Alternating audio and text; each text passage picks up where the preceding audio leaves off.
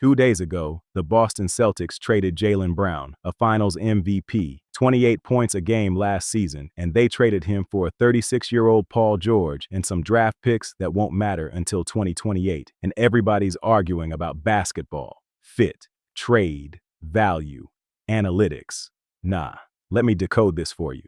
Because the late John Thompson, the first black head coach to win an NCAA championship, explained this exact trade over 25 years ago, word for word. Watch this. The thing that I find that's a myth in America is an educated athlete.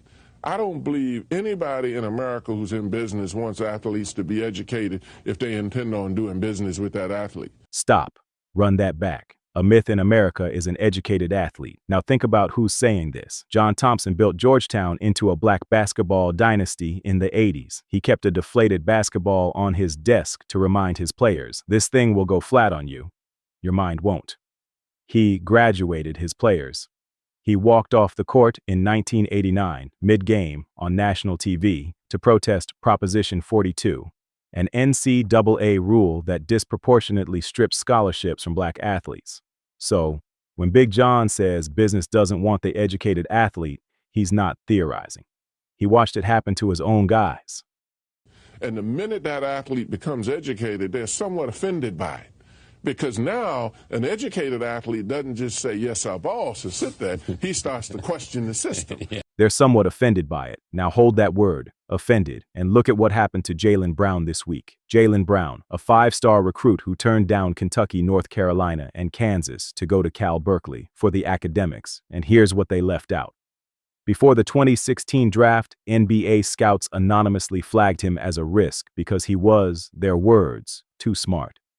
Too smart. That was listed as a red flag. His draft stock questioned not for his game, but for his mind.